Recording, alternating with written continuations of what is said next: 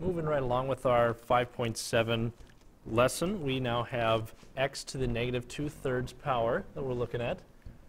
And again, in this case, we can recognize negative 2/3 as being two different things. It's either negative 1 times 2/3, or we can recognize it as 2/3 times negative 1.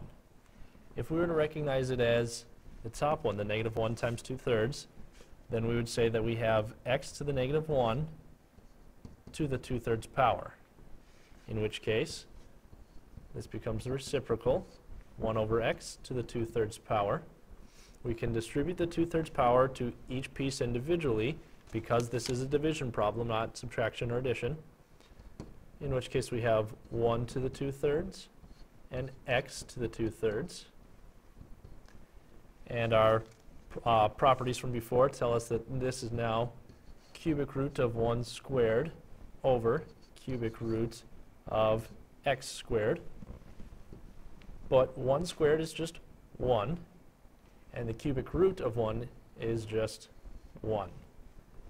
So this would be our final answer, except for the fact that it's not simplified. Now before I simplify it, I'm going to show you what happens if we go this way, if we go with the 2/3 and the negative 1. Again, we would say that it's x to the 2/3 to the negative 1 power, which by our properties of power shows that it would be cubic root of x squared to the negative 1, in which case then we have 1 over cubic root of x squared. So we have the same thing in either case. So both are valid ways to get to our answer. You just have to determine which one you like to use more. Now that we have our answer, it is not simplified because we can recognize that we have a radical in the denominator, so we need to get rid of that. And so I'll show you how to do that. We need to multiply by a form of 1, so whatever we multiply on bottom, we also need to multiply on top. Now we can see that we're using a cubic root, so we know that we need to multiply a cubic root. And because it's a cubic root, we want our power in here to become a cube.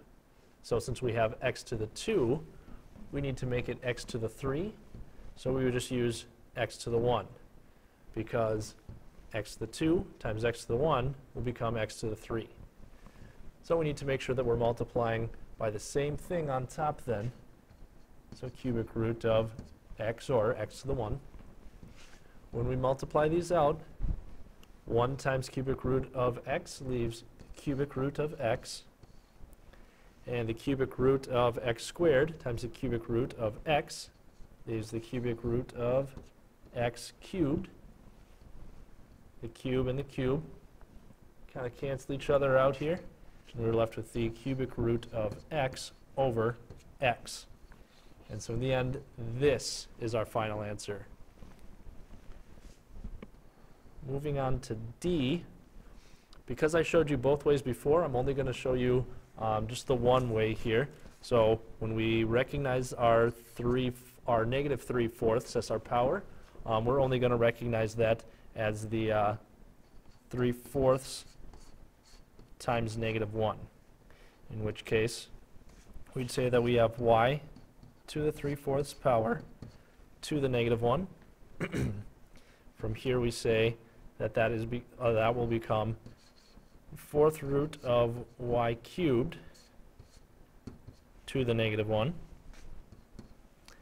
in which case here we have 1 over 4th root of y cubed. Again, we can recognize that we're not quite finished here because we have a radical in the denominator, so we need to rationalize our denominator. We know that we are going to be working with a 4th root, because of the 4th root from our denominator over there, and we want to make this power become 4.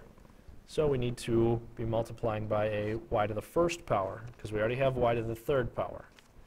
So we need to make sure we're multiplying by both on bottom and on top, of the denominator and the numerator, in which case we're left with a 4th root of y, and a fourth root of y to the fourth. Again, the fourth and the fourth get rid of each other, and we are left with the fourth root of y over y.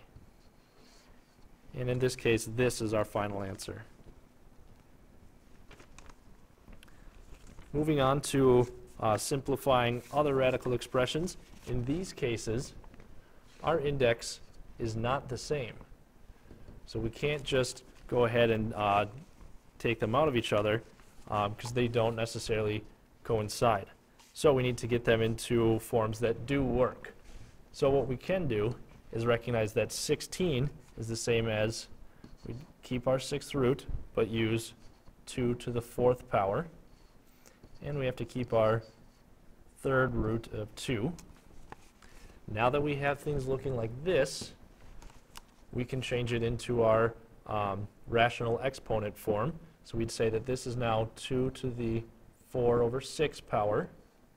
Again, if this is 2 to the 1, we would say over 2 to the 1/3 power. Now from here, we can recognize that 4/6 is the same as saying 2 to the 2/3 power, and again, still over 2 to the 1/3 power. And remember from before that anytime that you are dividing these two together, you are actually just subtracting those exponents. So we would take 2/3 minus the 1/3, those are our exponents, and we're left with the 1/3. So in the end, our answer becomes 2 to the 1/3. Now, we don't want to necessarily keep it like this, so we would actually want to rewrite this back into our radical form. 2 to the 1/3 is the same as saying cubic root of 2. So normally when they ask for these back into the radical forms, this is what we want because we started with a radical. But both of these answers they're equivalent, we just want it in the radical form. Moving on to B, again we have the 8th root of 81 and the 6th root of 3. Well, our indexes are not the same, so we have an issue there, but we can change that 81 into powers of 3 because we have a 3 as our radicand here. So we'd say that this is the same as saying the 8th root of 3 to the 4th power and the 6th root of 3, or 3 to the 1st power. Then from here, we'd rewrite it as 3 to the 4 over 8 and 3 to the 1 over 6. 3 to the 4 over 8 is the same as saying, 4 over 8 is the same as saying 1/2, which is also the same as saying 3 over 6. And we would like it to be in that sixth form. So I'm going to rewrite this one as 3 to the 3/6 over 3 to the 1/6. Now once we have it here, again we can just subtract away these two exponents. So 3 to the 3/6 minus the 1/6 is going to leave us with 3 to the 2/6, which again we can reduce down to 3 to the 1/3, or how we would write that is the cubic root of 3. And that one would be our final answer there.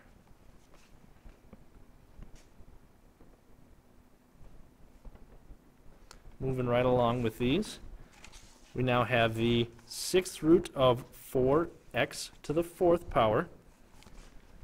Again, it's always a good idea to get these bases down into the coefficients down into smaller bases. So we'd leave the 6th root. We recognize 4 as 2 squared, and x to the 4th would stay. Now we can, again, if we want, we can split it up into the 6th root of 2 squared times the 6th root of x to the 4th. And we can work down from here and say that this one is the same as saying 2 to the 2 over 6, and this one is x to the 4 over 6. in which case, oh, we still have a multiply here. We simplify that down even further to 2 to the 1/3 times x to the 2/3. And since they're multiplying together, but they have the same denominator in their radical exponent, or their rational exponent, we would say that we can take that exponent, or the denominator from that, bring that out, so it stays as 2 to the 1 times x to the 2. And now we rewrite that as the cubic root of 2x squared. So that is our final answer in that case. Move a couple of these over.